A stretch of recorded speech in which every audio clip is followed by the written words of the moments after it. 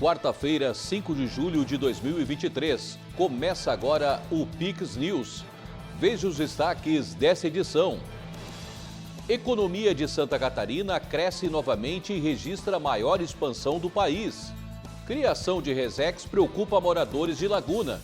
Reserva extrativista volta a ser discutida na cidade de Juliana. Garopaba, no sul de Santa Catarina, cedia etapa do Dream Tour.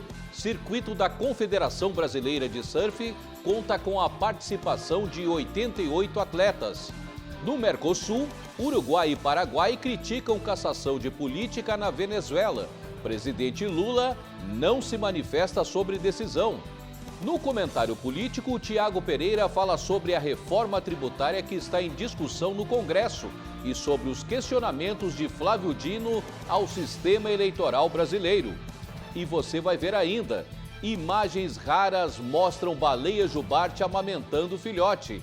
Registro é importante para pesquisas e conservação da espécie. Essas e outras notícias a partir de agora no Pix News.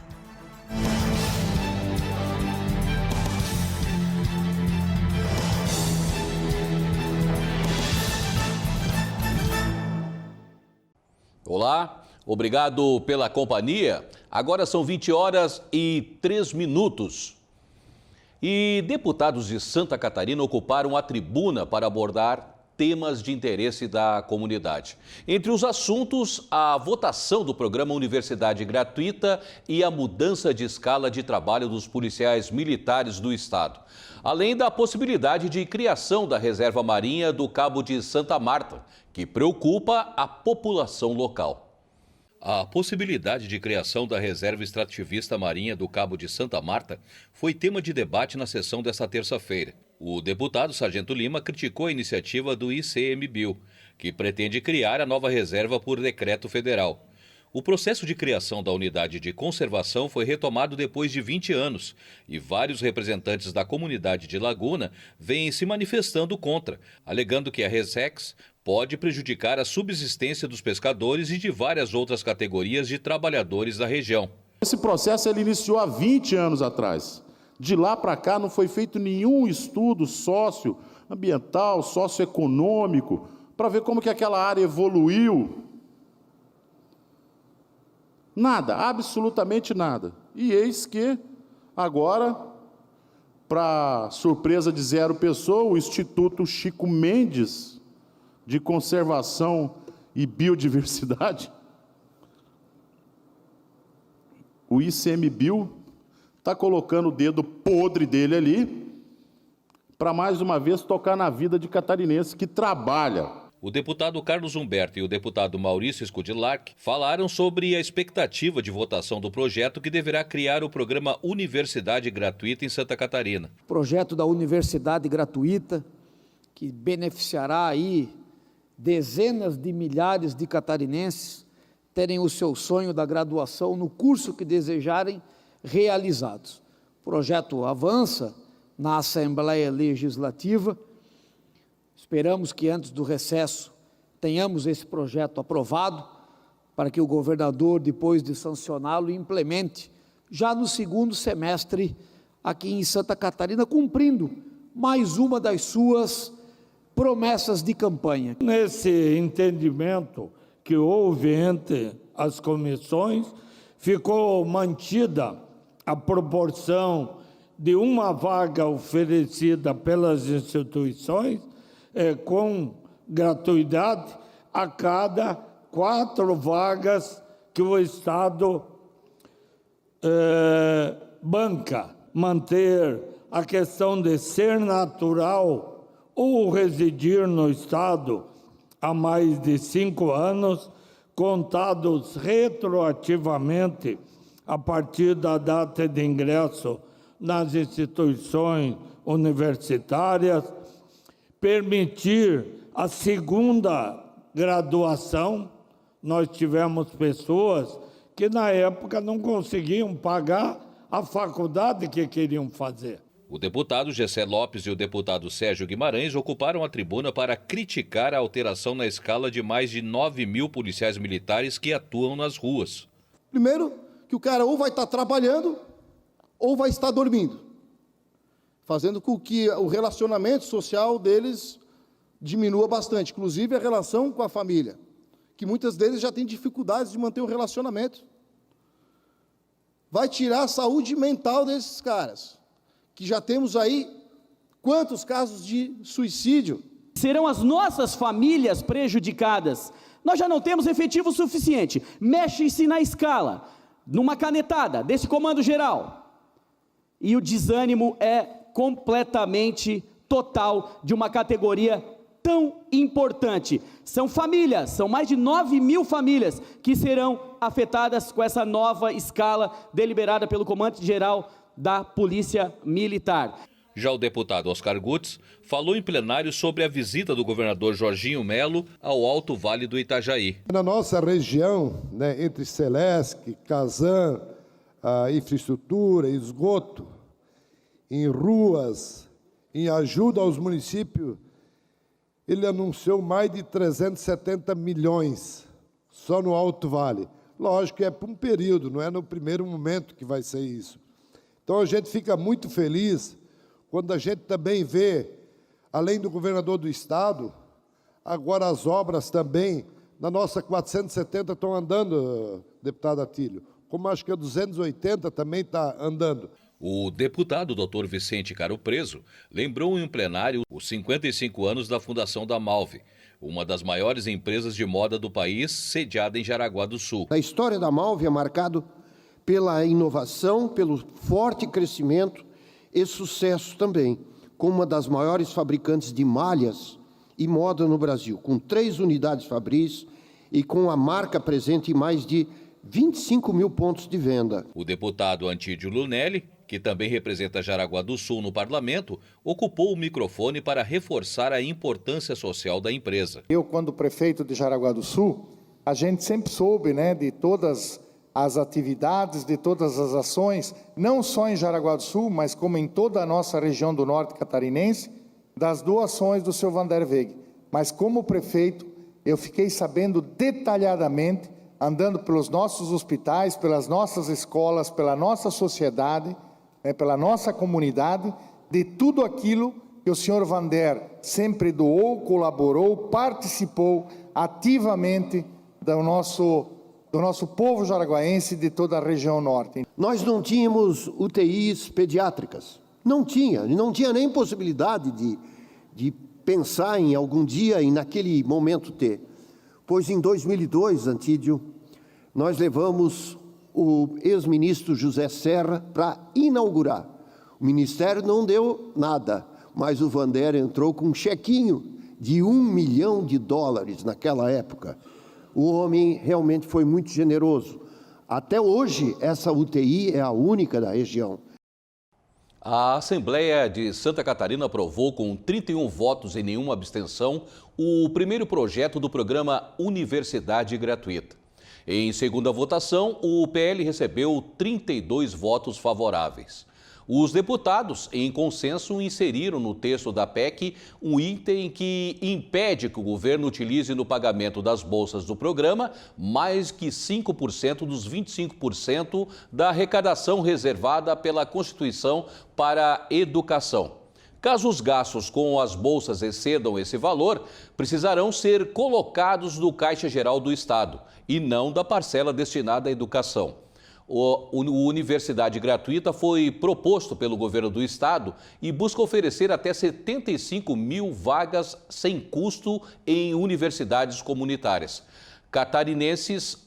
Universidades catarinenses até 2026. A implantação será feita de forma parcial, com previsão de 30 mil bolsas, já a partir do segundo semestre deste ano.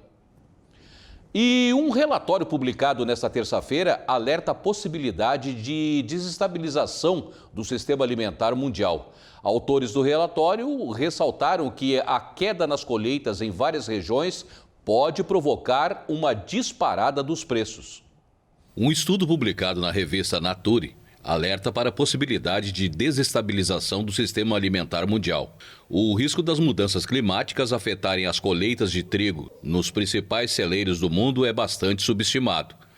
A probabilidade de colheitas ruins ou de rendimentos menores simultâneos nas principais regiões produtoras é cada vez maior. Autores do relatório ressaltam que a queda nas colheitas em várias regiões pode provocar uma disparada dos preços, insegurança alimentar e até uma revolta civil. O estudo se concentrou em analisar dados meteorológicos e modelos climáticos de 1960 a 2014 e fez simulações para o período de 2045 a 2099. Foi examinado durante a pesquisa o impacto do jet stream, as correntes de ar em grandes alturas que determinam as condições meteorológicas nas principais regiões produtoras de cereais do mundo. O resultado da pesquisa revelou que um jet stream com oscilações fortes tem repercussões importantes na América do Norte e no leste europeu e asiático. Nessas regiões, a redução das safras foi de até 7%, um fenômeno que teve um papel importante na crise de 2010. O estudo demonstrou ainda que os modelos de informática atuais preveem corretamente o movimento atmosférico do jet stream. No entanto, subestimam a dimensão dos fenômenos extremos resultantes. O Uruguai e o Paraguai criticaram a inabilitação de uma candidata opositora na Venezuela. Líderes dos dois países participaram de uma reunião de chefes de Estado do Mercosul em Puerto Iguazú, nordeste da Argentina. O presidente do Paraguai, Mário Benítez, e do Uruguai, Luiz Lacalle Pou, expressaram nesta terça-feira preocupação com a inabilitação política da pré-candidata da oposição à presidência da Venezuela, Maria Corina Machado. Lacalle Pou afirmou que está claro que a Venezuela não vai sair para uma democracia saudável e quando há um indício de possibilidade de uma eleição, uma candidata que tem um enorme potencial é desqualificada por motivos políticos e não jurídicos. Os dois líderes participaram de uma reunião de chefes de Estado do Mercosul em Puerto Iguazú, nordeste da Argentina. A venezuelana foi inabilitada para o exercício de qualquer cargo público para um período de 15 anos. O tema venezuelano voltou a expor as diferenças entre os parceiros do Mercosul, integrado também por Brasil e Argentina. O presidente argentino, Alberto Fernandes, expressou que a situação da pré-candidata opositora deve ser levada à mesa de diálogo no México, entre o governo venezuelano e a oposição, um mecanismo congelado desde novembro de 2022. O presidente Lula disse desconhecer os detalhes do caso, mas pediu para não isolar a Venezuela. Lula, que assumiu a presidência do Mercosul nesta terça-feira, defende o presidente Nicolás Maduro e já chegou a qualificar as denúncias de autoritarismo na Venezuela como uma narrativa. A Operação Altana 2023, realizada pelo governo da Venezuela, busca expulsar mais de 10 mil garimpeiros ilegais da Amazônia. A afirmação foi feita pelo presidente Nicolás Maduro nesta terça-feira. O presidente da Venezuela, Nicolás Maduro, afirmou nesta terça-feira que uma operação militar realizada pelo governo tem o objetivo de expulsar mais de 10 mil garimpeiros ilegais da Amazônia. A Força Armada Nacional Bolivariana executa a Operação Altana 2023 em Yapacana, o maior parque nacional do país com 320 mil hectares. Um canal humanitário foi criado no local para evacuar garimpeiros e suas famílias. O general Domingo Hernandes Lares, que está à frente das operações, informou que 1.281 pessoas foram desalojadas no fim de semana de forma voluntária. Na região localizada no sul da Venezuela, há presença de garimpeiros locais e de outros países, como Colômbia, Brasil e Equador, alguns deles detidos em diferentes operações. Imagens compartilhadas por autoridades militares mostram os danos, em alguns casos irreversíveis, em áreas florestais e rios devastados pela mineração ilegal. Moradores da Amazônia também têm denunciado o avanço da mineração ilegal no território. A invasão tem um impacto negativo em hábitos ancestrais. Além disso, proliferam doenças como o câncer devido à ingestão de peixes que vivem em rios contaminados pelo mercúrio, utilizado na extração de ouro. A ONG SOS Orinoco denunciou 2.227 hectares em Apacama, cerca de 3.200 campos de futebol que foram devastados pela mineração ilegal em 2020. E você vai ver a seguir: economia de Santa Catarina cresce e registra maior expansão do país. Mais de 80 atletas competem no Dream Tour, na Praia da Ferrugem, em Garopaba. O jornalista Tiago Pereira comenta sobre a reforma tributária em discussão no Congresso Nacional. E você vai ver também. Baleia jubarte amamenta filhote e vídeo raro pode ajudar em pesquisas e conservação da espécie. Se joga na estação do Comprão, inverno é tudo de bom. Sopas e massas, queijos e vinhos, tantas delícias pra encher o carrinho. Aproveite! Banana caturra, 1,89 o quilo no cartão Coque. Batata lavada, 3,99 o quilo no cartão Coque. Fraldinha vazio inteiro a vácuo a partir de 26,90 o quilo. Café Três Corações a vácuo, 500 gramas, 12,19. Lava-roupas brilhante, sachê, 2,4 kg, 23,99. Melhor preço do Comprão. Se beber, não dirija. Vem aí, o maior festival de rock da região. Dia 15 de julho, a partir das 13 horas. O primeiro D20 Rock Festival. Serão mais de 25 artistas, músicos, bandas, flash tattoo, além daquele chopp de qualidade, eleito o melhor de Santa Catarina. Te esperamos para um dia de muito rock, aqui na sua Casa do Rock de Garopaba. Agora são 20 horas e 18 minutos e estamos de volta. A China vive uma metade de ano de extremos. Enquanto no sudoeste várias localidades são atingidas por tempestades, o nordeste sofre com ondas de calor. Pelo menos 15 pessoas morreram e 4 são consideradas desaparecidas depois de chuvas torrenciais que afetaram a metrópole de Chongqing e outras localidades do sudeste da China. O país asiático registra há várias semanas fenômenos meteorológicos extremos, de chuvas intensas a ondas de calor escaldantes, cuja frequência tem aumentado devido ao aquecimento global.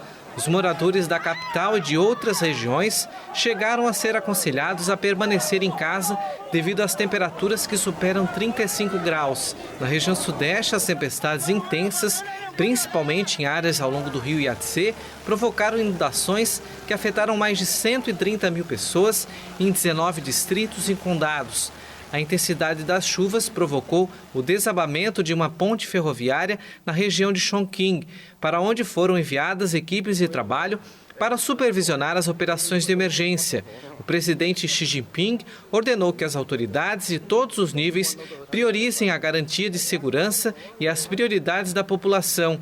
Em uma província, quase 85 mil pessoas foram obrigadas a sair de casa. Cientistas alertam que o aquecimento da temperatura média global aumenta a probabilidade e a intensidade de fenômenos extremos, como as inundações e as ondas de calor registradas nas últimas semanas em vários países asiáticos. A Rússia fez um alerta de que a Ucrânia pode cometer um ato subversivo na central nuclear de Zaporíjia. O local, no centro do conflito, levanta preocupação. O Kremlin alertou nesta quarta-feira sobre um possível ato subversivo por parte de Kiev, com consequências catastróficas na central nuclear de Zaporíjia. O local é controlado pela Rússia no sul da Ucrânia e objeto de uma troca de acusações de ambos os lados. O porta-voz da presidência russa, Dmitry Peskov, afirmou que a situação está muito tensa, porque o risco de um ato subversivo por parte do regime de Kiev é muito elevado. Na terça-feira, o presidente ucraniano Volodymyr Zelensky foi quem advertiu, em uma conversa por telefone com seu homólogo francês Emmanuel Macron, que os russos estão preparando provocações perigosas na central nuclear. Ao mesmo tempo, o exército ucraniano afirmou na terça-feira que os objetos parecidos com artefatos explosivos foram colocados no teto externo dos reatores 3 e 4 e que sua detonação deveria dar a impressão de bombardeios do lado ucraniano.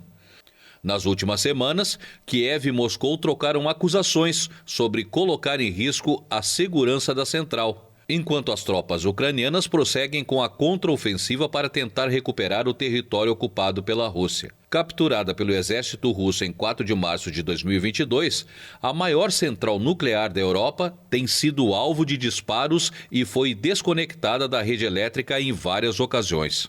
Terminou a maior operação militar israelense na Cisjordânia ocupada em vários anos. 12 palestinos e um soldado do Estado hebreu morreram. O exército de Israel anunciou nesta quarta-feira o fim da operação de 2 dias em Jenin, na Cisjordânia ocupada, que deixou 12 palestinos e um soldado israelense mortos e provocou alguns confrontos na faixa de Gaza. A incursão, a maior em vários anos nesse território ocupado por Israel desde 1967, começou na segunda-feira, com a presença de centenas de soldados, drones, escavadeiros do exército. 12 palestinos e soldados israelenses morreram durante o ataque ao campo de refugiados de Jenin. E segundo a autoridade palestina, 100 palestinos ficaram feridos. A cidade e seu campo de refugiados, reduto de grupos armados palestinos e onde moram 18 mil pessoas, são alvos frequentes de operações israelenses. Nesta quarta-feira, enquanto os moradores do campo examinavam a destruição provocada pelos confrontos, milhares de pessoas se reuniam para os funerais. O primeiro-ministro de Israel, Benjamin Netanyahu, afirmou que Jenin, seu campo de refugiados, era um ninho de terroristas e o país fará o necessário para erradicar o terrorismo. Já a ministra palestina da Saúde afirmou que a operação israelense era uma agressão que desafia as leis internacionais. Em abril, a economia catarinense teve uma alta de 2,9% em comparação com março, bem acima do cenário nacional, que teve um crescimento de apenas 0,6%.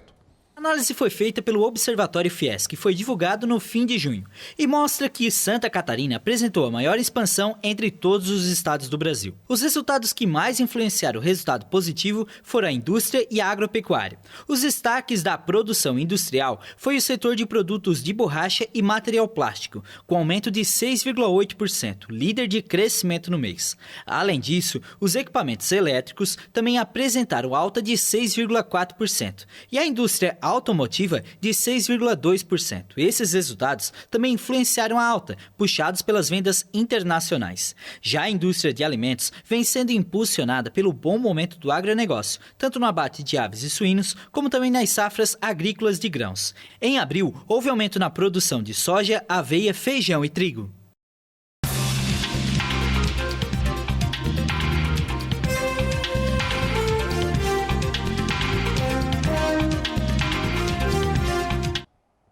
E tudo indica que a reforma tributária deverá ser votada essa semana no Congresso. Prefeitos de todo o país foram a Brasília se manifestar. Eles temem a perda de receitas. Assunto para o jornalista Tiago Pereira. Pois é, Marcelo e audiência, a novela da reforma tributária parece que ganha um novo capítulo, mas longe de chegar ao fim.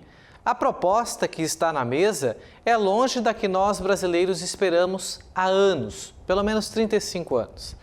Apesar da simplificação dos tributos que reduz a guerra fiscal, a concentração em Brasília será mantida e o peso da carga tributária continuará o mesmo, não trazendo benefícios, portanto, ao cidadão. A gente viu aqui ontem que empresas optantes pelo Simples Nacional, incluindo a maioria dos supermercados, terão a margem reduzida e vão repassar isso, obviamente, ao consumidor. É inevitável, portanto, não tem muita saída. A ação aplicada agora em janeiro pela Receita Federal sob o comando do governo Lula, que não entendeu nosso pedido de explicações. Não atenderam aos nossos chamados para pelo menos dar uma explicação do porquê colocaram essa nova regra, né? A preocupação dos prefeitos, portanto, agora é uma só: a concentração dos impostos lá, na capital federal. É o mais Brasília, menos Brasil. Aliás, é nas cidades que vivem os brasileiros e, portanto, os prefeitos sabem na pele as demandas da população. O relator da reforma, o Aguinaldo Ribeiro, afirmou ontem à noite que ao menos 3 itens foram alterados: a definição de regras para o Conselho Federativo, o Fundo de Desenvolvimento Regional e um novo cálculo de transição para o Imposto sobre Bens e Serviços, que vai se chamar IBS, que na verdade é a união entre o ICMS e o ISS, recolhidos por estados e municípios. Prefeitos e governadores que temem perda de arrecadação com o IBS estiveram, portanto, ontem em Brasília para discutir e defender mudanças na reforma. Segundo o presidente da Frente Nacional de Prefeitos, o Edevaldo Nogueira, de Aracaju, o texto fere o pacto federativo, tira impostos dos municípios e, portanto, diminui a possibilidade de arrecadação, causando, portanto, prejuízos na ponta. Empresários assinaram um manifesto em favor da reforma tributária. Segundo eles, essa mudança tem sido discutida há 35 anos e a proposta atual foi ampla e democrática, debatida democraticamente nos últimos 4 anos. Agora, segundo eles, é a melhor janela, portanto, para a aprovação das últimas décadas. Já o presidente do Instituto Brasileiro de Planejamento e Tributação, ele é mais centrado. Para ele, unificar os impostos em um só e manter o mesmo percentual de todos os impostos juntos ou poucas variações é ingenuidade. Na verdade, agora, mais do que nunca, o governo inchado como está, com 37 ministérios e muita promessa, quer, na verdade, aumentar a arrecadação. E se engana aí quem acha que uma reforma tributária nos moldes da que está reduzirá os impostos. Muito pelo contrário, a concentração em Brasília será ainda maior, quando, na verdade, o Brasil esperava um avanço na distribuição de arrecadação entre os estados e municípios, fazendo jus à República Federativa, não é mesmo? Olha, Marcelo, e audiência qualificada, outro assunto da semana que está ganhando total silêncio da grande mídia é o fato de vir à tona prints e vídeos do ministro Flávio Dino questionando o sistema eleitoral brasileiro. Parece piada. O que não faltam são insinuações dele, fomentando possíveis fraudes, erros e falta de controle do TSE ou dos TREs quando ele insinua que uma pessoa pode, por exemplo, votar por outra. Que isso acontece Brasil afora, né, gente? Vamos combinar. Em novembro de 2013, no Twitter, ele postou: hoje, em Recife, vi a comprovação científica de que as urnas eletrônicas são extremamente inseguras e suscetíveis a fraudes. Fecha aspas. Ele fala ainda em auditoria, olha só, e diz que o voto impresso fiscalizará somente parte das urnas, não todas. Talvez magoado pela derrota em 2010 ao governo do Maranhão. O que isso tem de mais? Você vai me perguntar? Eu vou falar que nada. Afinal, todo brasileiro pode e deve, aliás, tem o direito de questionar. Só que no Brasil o questionamento é seletivo. Dino e qualquer um da esquerda parece poder mais do que o líder da direita, Jair Bolsonaro, e muitos outros brasileiros que foram impedidos nas eleições passadas de questionar, de falar.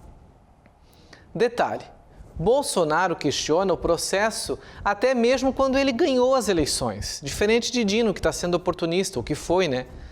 Não satisfeito pelo resultado que o levou à presidência, ele passou os 4 anos à frente do governo alertando a população pela necessidade da modernização, transparência e aperfeiçoamento do sistema eleitoral brasileiro. E por isso teve os seus direitos políticos cassados. O silêncio agora sepulcral da grande mídia, de Dino, que não falou sobre o fato, e do governo federal, até mesmo da justiça brasileira, só nos reforça aquilo que nós já sabemos. É preciso, portanto, que a justiça seja única para todos, sejam da direita ou da esquerda, e que a Constituição seja cumprida para todos, que todos possamos questionar tudo e qualquer coisa, desde que não ferimos a honra das pessoas, porque se isso acontecer, temos mecanismos legais para sim cumprir. Calúnia, difamação. Agora, no âmbito democrático, sem citar nome de pessoas, sem denegrir as pessoas, questionarmos qualquer fato, uma ação do governo federal, do governo estadual, do governo municipal, Um ato do ministro da Justiça, um ato de um magistrado. É passível de nós brasileiros fazermos isso, está na Constituição. Mas parece que quando é um lado que questiona, a situação é um pouco diferente. Vem na mordaça, vem na aplicação de uma lei que a gente sequer conhece, das interpretações ou talvez das entrelinhas que somente eles interpretam. Porque para nós, com esse fato vindo à tona de atos do ministro da Justiça, Flávio Dino, quando em outrora perdeu a eleição, questionar o sistema eleitoral brasileiro, nos deixa muito bem claro o posicionamento. E principalmente dias após a cassação, a perda dos mandatos de um ex-presidente da República, forte aliado a bater de frente com Luiz Inácio Lula da Silva caso Lula vá para uma reeleição em 2026, ou qualquer um outro da esquerda. Isso aconteceu recentemente na Venezuela, fato parecido. A candidata que tem condição de bater Nicolás Maduro, que tinha um ano de inelegibilidade, portanto ela já poderia concorrer na próxima eleição, do nada, por decreto, perde-se 15 anos de mandato. E gerou repercussão ontem no Mercosul e Lula sequer questionou. A Argentina questionou, o Chile, Paraguai, todo mundo fez questionamentos e veementemente se mostrou em que lado está da democracia. Lula mais uma vez fez sinal de ficar em cima do muro, como já fez na guerra da Rússia com a Ucrânia, né? Ele defende a qualquer custo Nicolás Maduro, a gente percebe isso, falou que a democracia lá é só narrativa, é só a imprensa que inventa, os fatos a gente ignora, né? Mas enfim, vamos esperar. Já se passaram mais de 4 dias que esses prints e esses áudios e esses vídeos vieram à tona e sequer a gente tem uma manifestação, até mesmo do Flávio Dino a público, né? Uma coletiva.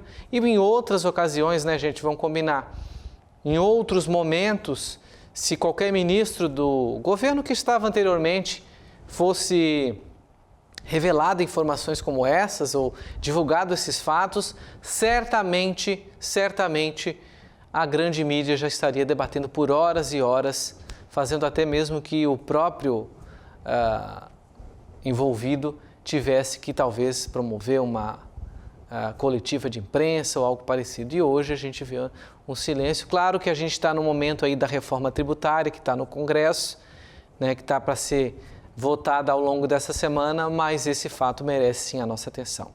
Por hoje é só, Marcela Audiência, a gente volta a se encontrar a qualquer momento aqui na programação, né? Mas sobre política eu volto na sexta-feira. Uma boa noite a todos. Obrigado, Tiago. E um filhote de baleia foi flagrado mamando enquanto nadava com a mãe. E ao terminar, um rastro de leite tingiu de branco as águas do Pacífico colombiano. A sequência foi registrada em um vídeo extraordinário que é peça fundamental para a pesquisa e conservação das baleias jubarte. Uma cena rara, captada no Pacífico colombiano, mostra o momento em que o filhote de uma baleia jubarte mama enquanto nada ao lado da mãe. Após se alimentar, um rastro de leite tinge de branco as águas do mar. A sequência é peça fundamental para a pesquisa e conservação da espécie. Especialistas afirmam que comportamentos tão íntimos como esse costumam ser difíceis de registrar na região.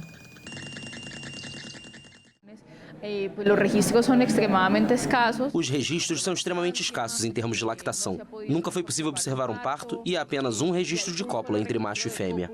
Portanto, há muitos comportamentos, pontos-chave da história da vida desta espécie, que são desconhecidos.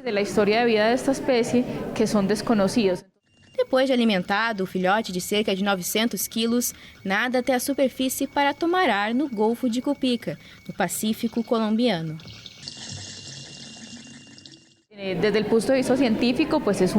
Do ponto de vista científico é um marco, é uma conquista muito importante. E do ponto de vista da conservação também, porque fala da importância dessa área do Pacífico colombiano para a espécie. E é uma área que recentemente, há menos de um mês, foi declarada reserva da biosfera pela Unesco.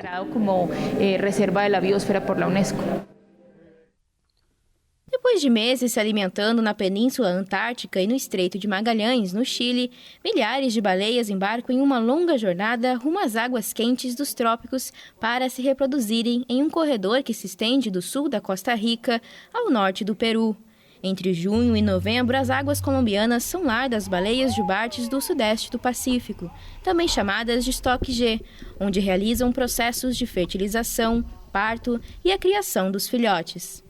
Longe dos caçadores, em parte graças ao trabalho dos cientistas, a espécie saiu da lista de vulneráveis elaborada pela União Internacional para a Conservação da Natureza em 2008.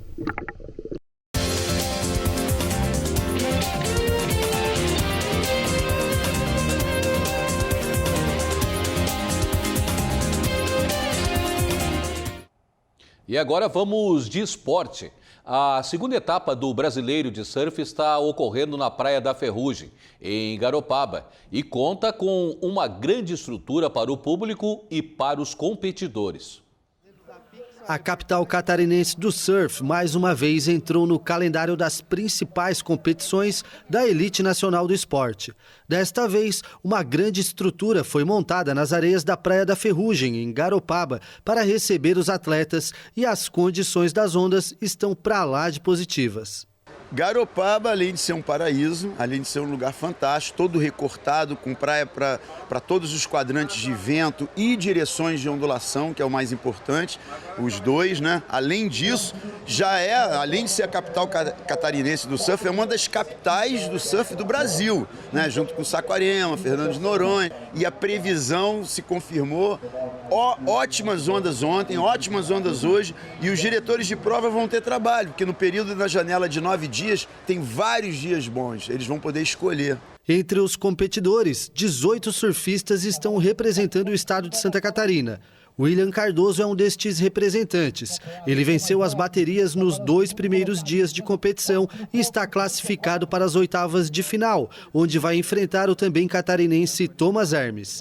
Panda, como é conhecido, destacou a qualidade das ondas da Ferrugem e aproveitou para pegar umas dicas com os amigos locais. A gente tem boas ondas o dia inteiro, pouco vento, isso é super importante para a gente ter uma performance melhor. Tem uma previsão de chuva no final de semana, a gente espera que não chegue tão forte e que as ondas continuem aparecendo aí todos os dias. O Marco pode falar um pouquinho melhor aí do que está por vir aí no final de semana. Não, acho que vai ter onda. Tipo, vai baixar um pouquinho, talvez amanhã, mas tem bancada. A Ferrugem é uma praia que recebe aí todo tipo de swell, então qualquer ondulação tem onda. Hoje está uma ondulação de leste, a primeira aí dos últimos meses, então tá dando aí umas direitas, umas esquerdas boas. E se sair lá do outside, vai vir por uma bancadinha aqui do inside, que também tá legal. Então, mesmo baixando, vai dar umas ondas legais também para surfar. São 88 atletas da elite do surf brasileiro competindo aqui na Praia da Ferrugem. 64 homens e 24 mulheres. A gente conversou com a organização e a previsão é de boas ondas nos próximos dias, por isso a grande final está sendo esperada para este sábado.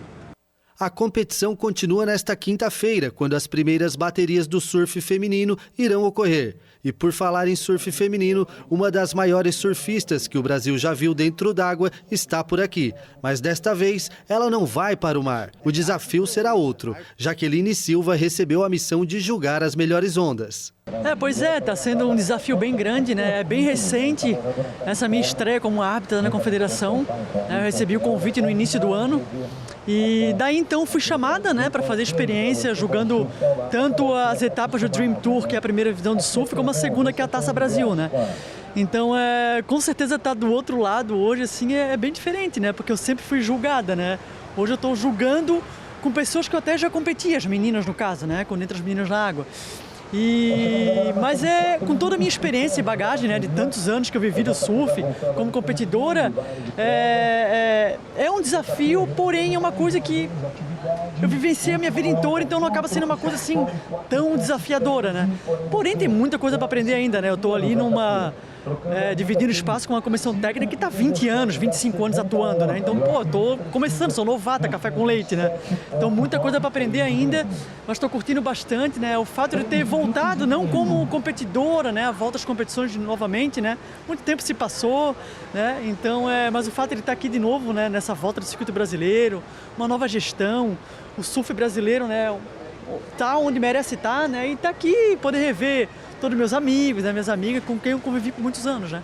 A estrutura do evento conta ainda com a Vila Socioambiental, onde as crianças das escolas municipais da região terão a oportunidade de aprender sobre a preservação do meio ambiente, além de conhecer os atletas e participar de oficinas e exposições. Nossa equipe também foi acompanhar os bastidores da transmissão do campeonato e conversou com o locutor oficial do evento. Empolgado com as boas ondas e o tempo firme, ele nos contou sobre as primeiras impressões. Tão legal, acho que essa é a fórmula perfeita para o campeonato de surf, sol com boas ondas, a onda com uma textura legal, uma parede lisa, bem extensa, para o atleta executar um bom número de manobras e tentar agradar os juízes, o que é difícil, os caras são criteriosos, porém eles fazem justiça a cada bateria, é um trabalho impecável, duro, árduo, que eles fazem com maestria, né? E assim, é bacana receber a garotada das escolas nesse projeto, né, da rede municipal de ensino aqui de Garopaba, que traz a garotada para ter esse contato, né, fazer essa conexão com a modalidade surf, até porque eu acredito que o surf e qualquer modalidade esportiva seja uma ótima ferramenta para o desenvolvimento pessoal, né? Então é legal receber a garotada também e o campeonato tá perfeito, não poderia ser melhor. E o Pix News de hoje fica por aqui. Lembrando que você pode rever essa edição no nosso canal no YouTube. É só procurar Pix TV HD. Mais notícias em nosso site pixtv.com.br. Obrigado pela companhia, uma boa noite e até amanhã.